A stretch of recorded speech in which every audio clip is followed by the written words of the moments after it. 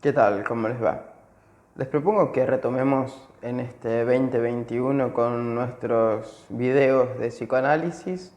En este caso vamos a trabajar los 3 tiempos de la represión para realizar un video que puede resultar de importancia para quienes estén estudiando la materia Psicoanálisis 1 en la carrera de Psicología de la Universidad Nacional de Rosario. Como ustedes sabrán, Freud divide la represión en 3 tiempos para concluir que es un proceso que funciona de manera permanente y aclarando que la división que hace Freud y que nosotros vamos a sostener va a servir a los fines esquemáticos de poder estudiar el tema. Bueno, entonces empecemos. La represión primordial va a ser el primer movimiento que Freud plantea como origen mítico de la existencia de un mecanismo que estructure las neurosis. Decimos que es un movimiento mítico, esta represión primordial, porque, tal como Freud lo dice, no podemos tener una constancia científica, es decir, observarla en el momento que se esté realizando, pero sí sabemos de esta represión primordial a través de los retornos que ciertas mociones pulsionales tienen en nuestra clínica. Es decir, el malestar que nuestros pacientes manifiestan a modo de afectos conscientes, que en el mejor de los casos estén ligados a ciertas representaciones, van a estar relacionados directamente con un origen, con una prohibición a la cual Freud llamó la represión primordial. Bueno, a todos los que nos gusta leer la obra de Freud ya nos hemos acostumbrado que el tiempo en Freud nunca va a ser cronológico, sino que el tiempo tiene que ver con ciertas resignificaciones que se dan a posteriori. Es por eso que Freud nos dice que en la represión primordial, una emoción pulsional se le es denegado el acceso a la conciencia y por lo tanto es reprimido. Y a su vez agrega que en esta represión se funda el aparato psíquico, es decir, se divide en 3 sistemas: consciente, preconsciente e inconsciente. Ahora bien, un lector agudo, una lectora aguda podría encontrar que ahí hay una paradoja. ¿Cómo se va a denegar el acceso a la conciencia si aún la conciencia no estaba creada? Porque la conciencia ya sería efecto de la represión primordial. Pero lo podemos explicar, porque en la obra de Freud encontramos que aquellos movimientos, como la represión primordial, vienen a resignificarse a posteriori, es decir, aparece una emoción pulsional, como sería en el caso del hombre de los lobos, hacia el padre, ¿no? Amor al padre, decía Freud, ¿no? Un amor muy fuerte hacia ese padre, que se debe reprimir, ¿no? Así lo explicaba Freud en este texto. Se reprime el acceso a la conciencia de ese amor que se vuelve intolerable para el yo, ¿sí?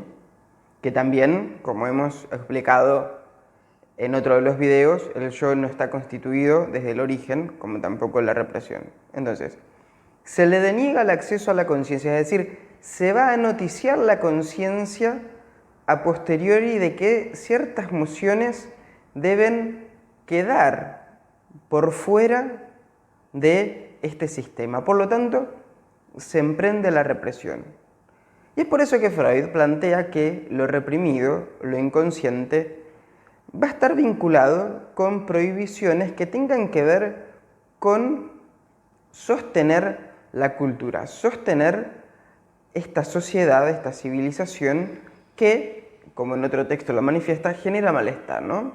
El malestar en la cultura, texto de Freud por excelencia, va a venir a hablar justamente del malestar que las prohibiciones generan, pero sin estas prohibiciones no habría cultura, por lo tanto el malestar sería seguir corriendo de los carnívoros como eran nuestros antepasados prehistóricos. Entonces, decimos que a partir de la denegación del acceso a la conciencia de una emoción pulsional, vamos a constituir a posteriori que la conciencia es ese sistema al cual se le ha denegado un acceso a una emoción pulsional, ¿sí?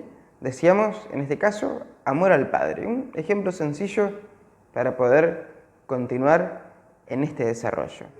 Para no irnos por los retoños, vamos a decir puntualmente qué es lo que Freud marca en el texto, donde él manifiesta que en la represión primordial, la pulsión va a quedar fijada a una agencia psíquica representante, a la cual él llama representante-representación. Esta agencia psíquica va a ser aquello que pueda dar una noticia dentro de nuestro lenguaje de la existencia de la pulsión, ¿no? Porque la pulsión, en la teoría freudiana, va a tener el lugar de una energía que cuenta con 4 elementos, pero no cuenta con palabras. Los elementos van a ser el esfuerzo, la fuente, el objeto y la meta. Ahora bien, esta energía va a darse a conocer a través de esta fijación a las palabras y a los afectos. Es por eso que Freud divide esto de la agencia psíquica representante en una representación material, a la cual él decide llamarle Vorstellung, y por otra parte va a situar lo que él va a darle el nombre de Repräsentanz, es decir, el monto de afecto. ¿Qué quiere situar con esto Freud? Que aquello que va a caer bajo el influjo de la represión va a ser lo que llamamos Vorstellung, es decir, la cualidad material de las palabras. Nosotros decíamos recién que íbamos a trabajar con el ejemplo del hombre de los lobos que decía amor al padre. Bueno, es este amor al padre, el padre, lo que queda reprimido, ¿sí?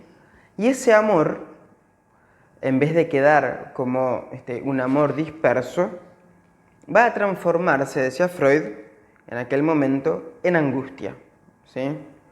La angustia va a ocupar el lugar de la metáfora que recién decíamos de los temblores de los titanes, porque así como es reprimido este representante del padre, va a quedar como efecto el monto de afecto adherido al padre, que en vez de quedar del lado del amor, será sustituido por angustia, ¿sí?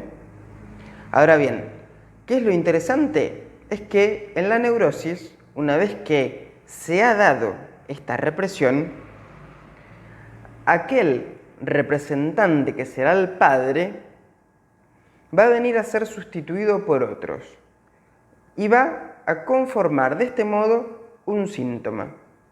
Por eso es que el síntoma siempre es un sustituto de otra cosa. En el caso del hombre de los lobos, era la angustia por el amor que él sentía al padre se transforma en una fobia, un miedo al lobo, justamente sustituto de aquella primera representación reprimida.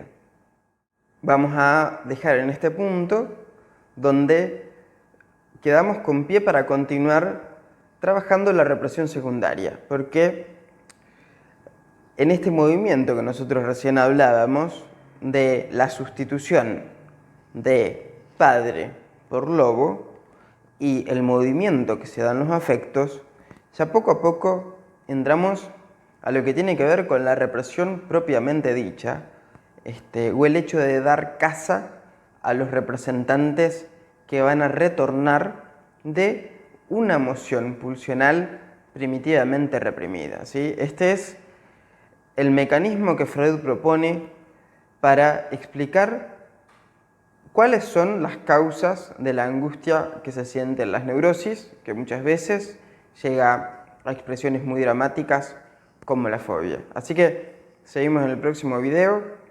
que vamos a abordar con profundidad la represión secundaria.